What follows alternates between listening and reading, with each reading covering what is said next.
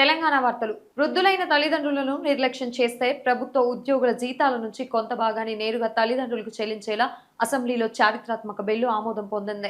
సోమవారం మధ్యాహ్నం నగర వ్యాప్తంగా అకస్మాత్తుగా కురిసిన వర్షం వల్ల సచివాలయం, అబిడ్స్, సికింద్రాబాద్ పరిసర ప్రాంతాల్లో ట్రాఫిక్ కు తీవ్ర అంతరాయం కలిగింది.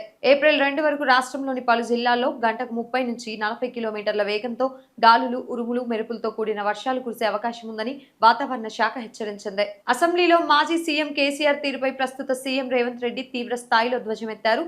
బీఆర్ఎస్ ఎమ్మెల్యే కౌశిక్ రెడ్డి ప్రవర్తనపై వివాదం చెలరేగింది. విద్యార్థి ఆత్మహత్యకు బాధ్యులుగా భావిస్తూ 2 టీచర్లపై ప్రభుత్వం వేటు వేసింది. విద్యా సంస్థల్లో భద్రతపై ఆందోళనలు వ్యక్తమవుతున్నాయి. హైదరాబాద్ లో గత కొన్ని రోజులుగా కొనసాగుతున్న సీఎన్జీ కొరతను నిరసిస్తూ ఆటో డ్రైవర్లు సెల్ టవర్ ఎక్కి నిరసన తెలిపారు. ఆపిల్ ట్రేడింగ్ పేరుతో వాట్సాప్ గ్రూపుల ద్వారా నమ్మించి హైదరాబాద్ కు చెందిన ఒక వ్యాపారి నుంచి 5.7 కోట్లు దోచుకున్నారు కేటుగాళ్లు.